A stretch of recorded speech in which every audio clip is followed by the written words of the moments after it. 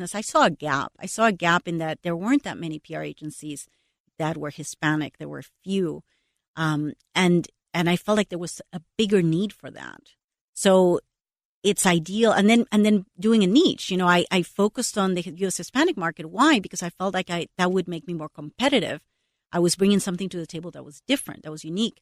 If I had launched back then as a general market agency, the competition would have been brutal. So trying to, find a niche within what you do is ideal. When do you need a partner, a business partner?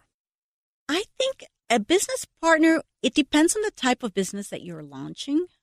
If you're launching a service type business, which is kind of like what we provide, we provide services of public relations, I don't feel that you have to have one because you don't really need that much funds to start with, capital to start with. Whereas if you're launching a business, you're launching a restaurant, a salon, or, any type of business, you're going to need a bigger capital. You're going to need rent. You're going to need employees. You're going to need equipment. So I think that in those particular cases, you might consider a partner. But they say that a partner is always good.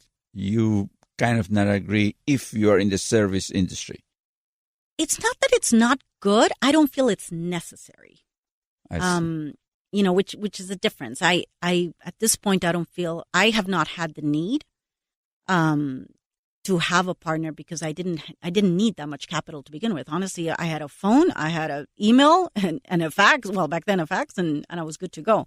I think if I was launching a business and there was more money, then I would look for a partner. So after 18 years, you are facing one of the worst dangers in the entrepreneurial world is when you get bored. I mean, you don't want to do it again. There is nothing new. You don't have more expectations. You probably, the routine. Do you feel that and how you handle it? I don't mean that you feel it or you have it, but if it happens, how would you handle it? I have no time to be bored. Right. No, honestly, no. Part of the reason is because when you have a PR agency, you're working with different clients in different industries.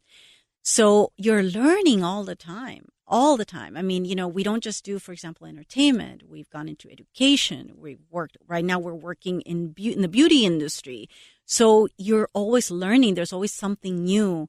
It's very difficult to get bored in that respect. And you're always so busy that there's really not a chance to have a period where you can sit back and go, I wish that we could do something. The only thing that it's not so much getting bored, it's just making sure that we're doing things different, that we're bringing something new to the table. That's what I try to do. But no, I would love to say that I'm getting bored, but no, when you're an entrepreneur, I think that you work so many hours and you're so busy that it's difficult to be bored. What's money for you? That's an interesting question because for me, it's not about being rich and getting a lot of money. For me, it's about being comfortable and being able to have enough money to live the type of lifestyle that I want for myself, my family, and my daughter.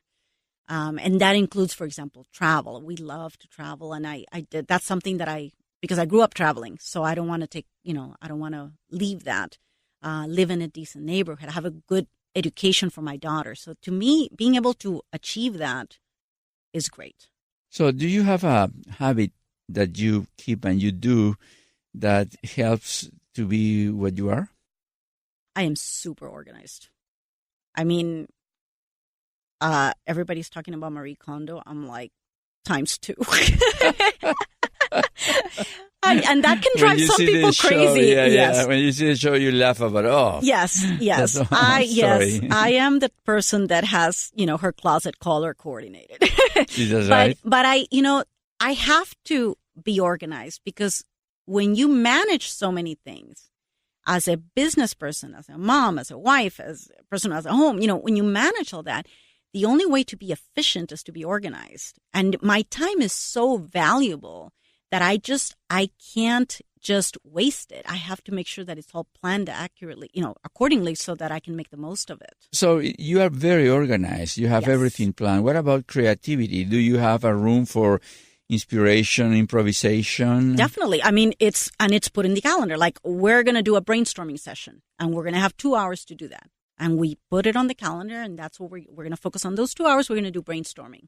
During that time? Yes. And then you go back to the order, the organization. Yes, granted, being creative is something that, comes to you. I mean, I could be in bed watching a show and all of a sudden I'll come up with an idea. So that's something that doesn't go away.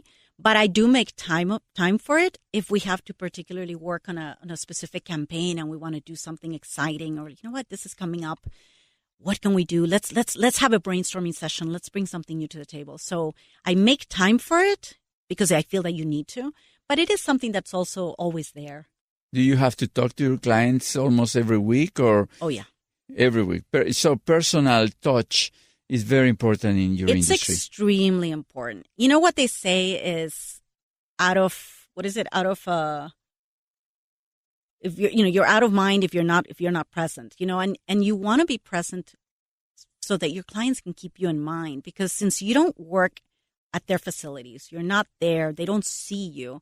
It's really important that they're able to communicate with you, that you have that continuous dialogue so that they feel that you're part of the team, even though you're on the outside.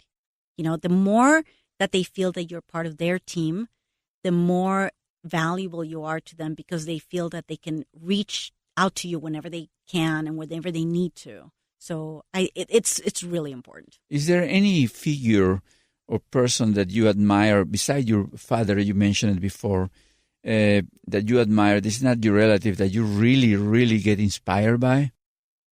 That's a tough question. A long time ago, I read something that really resonated, and it was that you can learn something from every person. So I've always focused that anytime that I meet a new person, I try to learn something from them. And that can be something positive or negative. It's not always a positive, but even then, it's a learning experience. Because even when you see something negative, you're like, okay, that's something I need to watch out for. So for me, every time I meet a person, I am just absorbing. I'm absorbing. So I listen.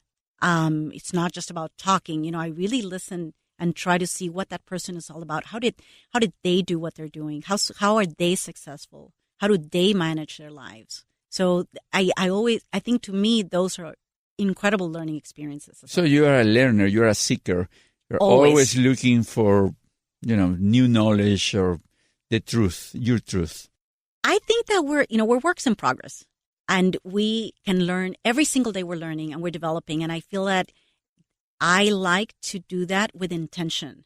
I like to feel that I am becoming a better person every day, that I can become a better person every day. And the only way to do that is by reading and informing yourself and talking to people. If you want to really, and keeping an open mind. A lot of people nowadays, they really close their minds, and they feel like this is the right way. None of us know the right way. There is no right way. There's so many different ways of doing things and so many perspectives. And if you just listen, especially when you look at different cultures and different countries and the different ways that things are done, there's not a right or wrong way. They're just different ways. So I learn every bit that I like the most out of all of those, and then I basically put it on my own and make it my own. How important is the personal or the character formation, construction of an entrepreneur? How important is for you? What's the percentage of success that a character, your own character, brings into your success? I think it's up there. It's very important. Why? Because you have to be motivated. You have to have the right attitude. You can't go at this with a negative attitude or having doubts.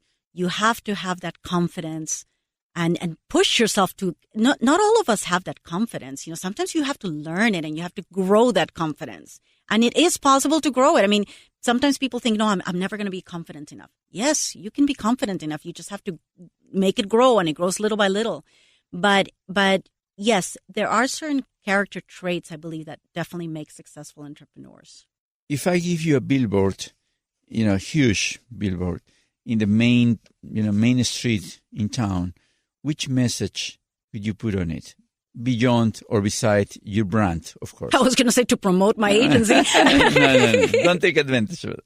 Which message to put on it? I would say... To inspire others. don't stop. Keep going, keep growing, keep moving forward. Like never look back, keep learning. All those, basically those messages of just positive forward motion. Claudia, what a pleasure talking to you. Very inspiring. I learn a lot myself. I'm sure that the listeners always going to enjoy this conversation. And please feel that this is your home. Thank you for being with us. Thank you so much for having me. Really enjoyed being here. If you want to find out more about this story, go to santacruzpr.com. Thanks so much for listening to our show this week. If you want to find out more about our podcast, follow us on Facebook, Instagram, and Twitter at ComoLoHizo, or visit our website at ComoLoHizo.com. Please subscribe to our show on Apple Podcasts or anywhere you listen to your podcast. If you want to reach out to comment or suggest a topic, please email hello@ComoLoHizo.com. This show was produced at the iHeart Studios in Los Angeles. I'd like to thank our producers, Fernando Alejandro Schiantarelli and Amelia Machiavello, our sound engineer, Martin Garcia, and Annie Siderovich, our general producer. Como Lo Hizo is a co-production from Premier Radio Network and Crece Grow Media. I am Fernando Schiantarelli. Thanks again for listening.